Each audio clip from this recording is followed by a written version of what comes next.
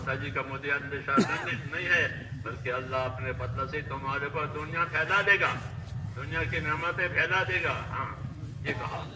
تو یہ اللہ کی ترتیب ہے میرے دوستوں کہ اللہ کے جتنے خزانے ہیں وہ سب دینے کے لیے ہے، لینے کے لیے کچھ نہیں.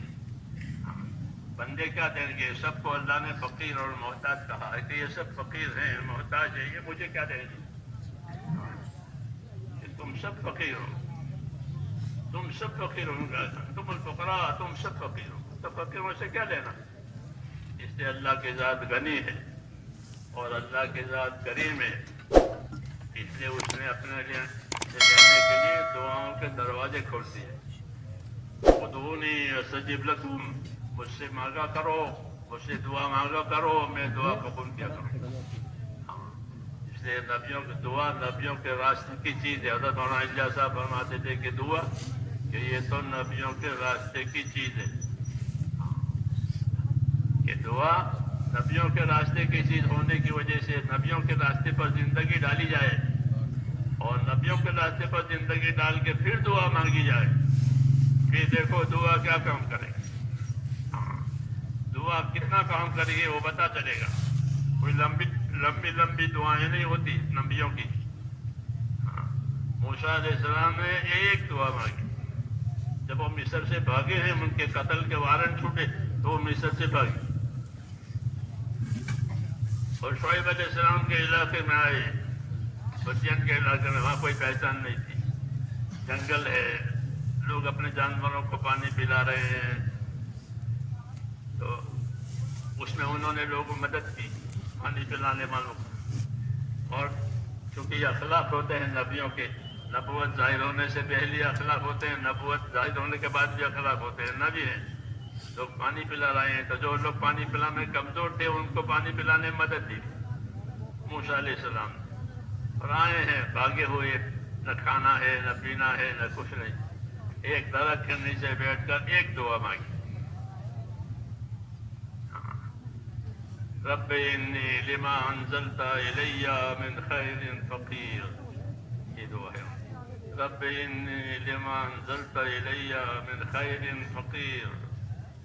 اے پروردگار، جو خیر بھی تیری طرف سے آوے میں آج اس کا محتاج ہوں اور ہر وقت اس کا محتاج ہوں، تیری خیر کا محتاج ہوں. ایک ہی دعا، رب انی لما انزلت الی من خیر فقیر.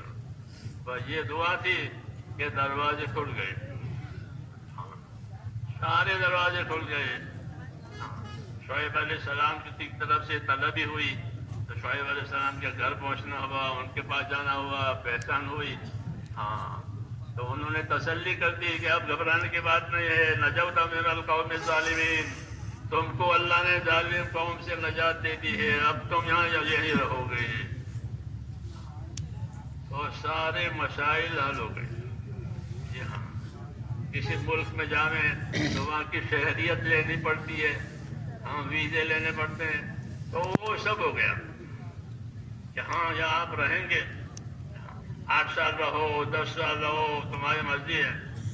جی ہاں. تو لمبی شہریت مل گئی، یہ شادی ہو گئی. مطلب کہ سارے مسائل حل ہو گئے. آخر میں نبوت بھی مل گئی. دعا مانگی تھی، رب انی لما انزلت الی من خیر فقیر، کہ جو بھی خیر آپ کی طرف سے آوے مجھے اس کی حاجت ہے. تو ساری خیر اللہ نے دے دی. یہ بات قرآن کریم میں اور اس قسم کے قصے قرآن کریم میں اللہ تعالیٰ نے نبیوں کے اس امت کو سنائے.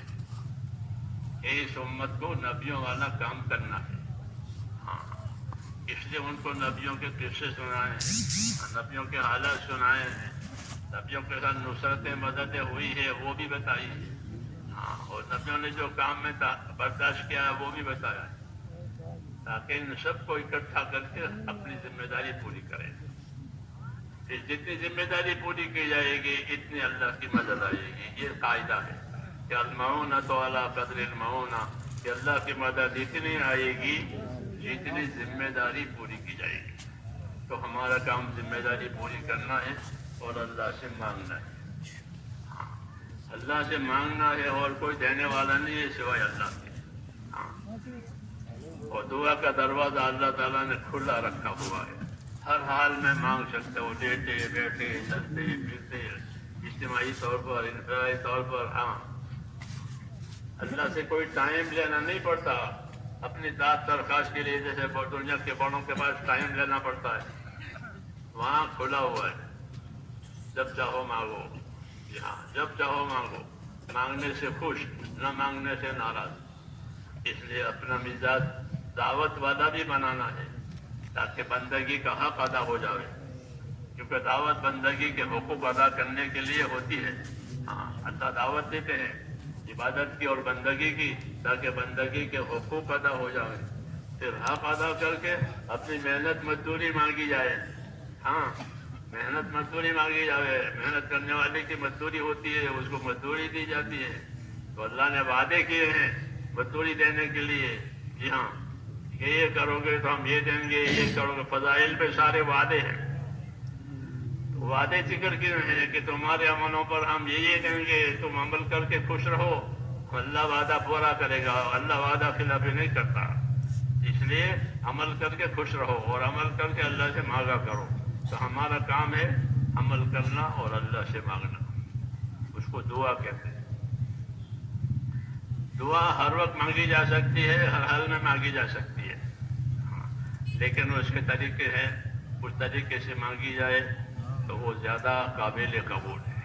ہمارے نبی نے ہم کو طریقے بتائے ہیں، جی ہاں، دعاؤں کے، کہ دعا مانگنی ہے تو کس طرح مانگنی ہے۔ کہ ایک تو یقین کے ساتھ دعا مانگے کہ دعا ضرور قبول ہوگی، چاہے اس کا اثر دیر سے ظاہر ہو یا جلدی، لیکن دعا قبول ضرور ہوگی۔ دعا محفوظ رہتی ہے، مقبول ہوتی ہے۔ اس لیے دعا کی قبولیت کے بارے میں تو کوئی شک ہی نہیں ہے کہ دعا مقبول ہوتی ہے اللہ کے ہاں۔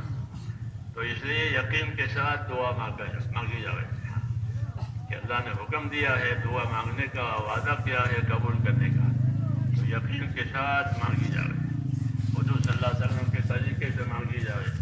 حضور صلی اللہ علیہ وسلم کے طریقوں میں یہ ہے کہ پہلے اللہ تعالیٰ کی تعریف کی جائے۔ حضرت شیخ فضائل قرآن میں لکھا ہے اس کو، قرآن والی دعا میں، کہ دعا مانگنے کے یہ طریقہ ہے کہ پہلے اللہ تعالیٰ کی تعریف کی جائے، ہاں، رسول صلی اللہ علیہ وسلم پر درود پڑھا جائے، اپنی اور امت کے لیے معافی کی درخواست کی جائے، مغفرت کی، اور پھر مراد مانگی جائے۔ یہ طریقہ اس میں لکھا ہے فضائل قرآن میں، ہاں، دعا مانگنے کا۔ یہ بھی یاد ہونا چاہیے۔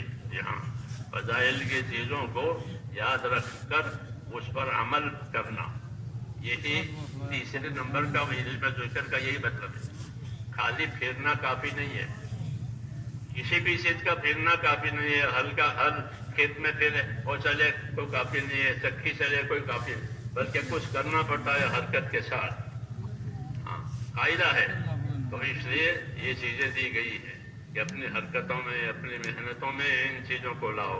تو حضرت شیخ نے یہ لکھا ہے کہ اللہ کی تعریف کی جائے، رسول صلی اللہ علیہ وسلم پر درود شریف پڑھا جائے، اور مومنوں کے لیے اپنے لیے مغفرت کی دعا کی جائے، اور اس کے بعد مراد بھی مانگی جائے اللہ سے، دنیا بھی مانگی جائے، دنیا کی خیر مانگی جائے تو آخرت کی خیر مانگی جائے، ہاں، اللہ کی رضا مانگی جائے۔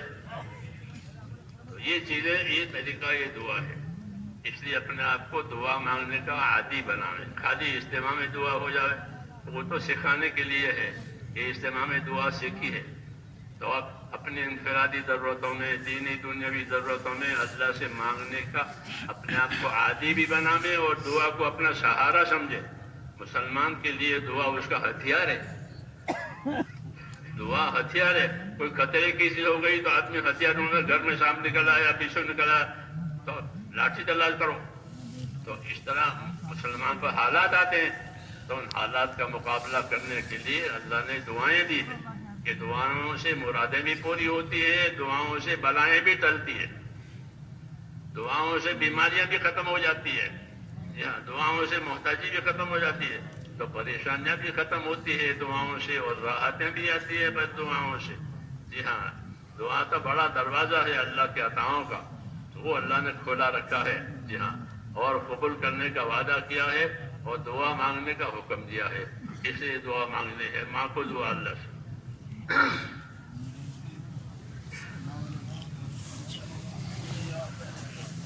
بسم الله اللهم لك الحمد كله ولك الشكر كله ولك الملك كله بيدك الخير كله إليك يرجع الأمر كله لا إله إلا الله وحده لا شريك له له الملك وله الحمد يحيي ويميت وهو على كل شيء قدير اللهم أنت أحق من ذكر وأحق من عبد وأنصر من ابتغي وأرأف من ملك وأرأف من ملك وأرأف من ملك وأجود من سئل وأوسع من أعطى اللهم أنت الملك لا شريك لك لا شريك لك اللهم أنت الملك لا شريك لك ولا ند لك لا إله إلا أنت سبحانك إني كنت من الظالمين لا إله إلا أنت سبحانك إني كنت من الظالمين لا إله إلا أنت سبحانك إني كنت من الظالمين ربنا صل على سيدنا محمد وعلى آل سيدنا محمد كما صليت على إبراهيم وعلى آل إبراهيم إنك حميد مجيد اللهم بارك على سيدنا محمد وعلى آل سيدنا محمد كما باركت على إبراهيم وعلى آل إبراهيم إنك حميد مجيد اللهم يا أرحم الراحمين يا أرحم الراحمين يا أرحم الراحمين ربنا ظلمنا أنفسنا وإن لم تغفر لنا وترحمنا لنكونن من الخاسرين ربنا إننا آمنا فاغفر لنا ذنوبنا وقنا عذاب النار ربنا إننا آمنا فاغفر لنا ذنوبنا وقنا عذاب النار اللهم اغفر لي ولوالدي واغفر يا رب لجميع المؤمنين والمؤمنات والمسلمين والمسلمات الأحياء منهم والأموات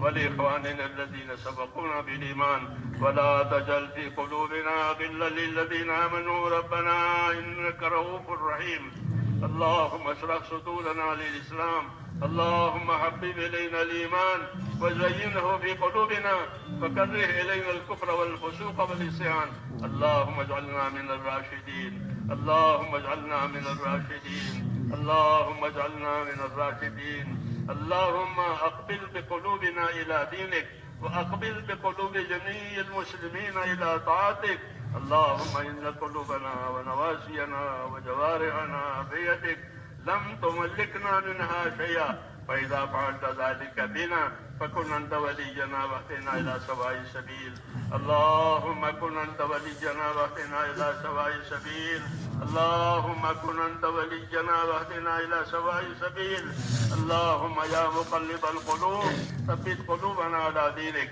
يا مصرف القلوب ثبت قلوبنا على طاعتك ربنا لا تزغ قلوبنا بعد إذ هديتنا وهب لنا من لدنك رحمة إنك أنت الوهاب ربنا لا تؤاخذنا إن نسينا وأخطأنا ربنا ولا تحمل علينا إصرا كما حملته على الذين من قبلنا ربنا ولا تحملنا ما لا طاقة لنا به واعف عنا واغفر لنا وارحمنا أنت مولانا فانصرنا على القوم الكافرين توفنا مسلمين والحقنا بالصالحين غير خزايا ولا ندما ولا مفتونين اللهم الهمنا مراشد امورنا وعيدنا من شرور نفوسنا اللهم آت نفوسنا تقواها وزكها أنت خير من زكاها أنت وليها ومولاها اللهم آتنا أفضل ما تؤتي بعدك الصالحين اللهم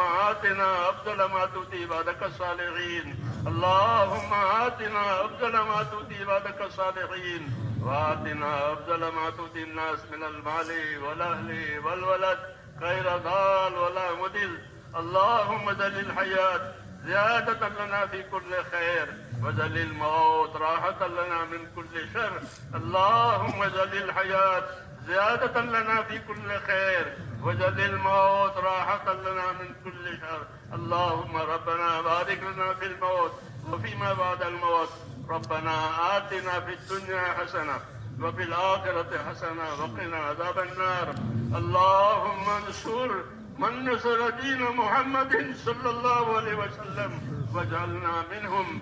اللهم انصر من نصر دين محمد صلى الله عليه وسلم واجعلنا منهم. اللهم أيد الإسلام وأنصاره. اللهم أيد الإسلام وأنصاره. اللهم أيد الإسلام وأنصاره وأذل الشرك وأشراره.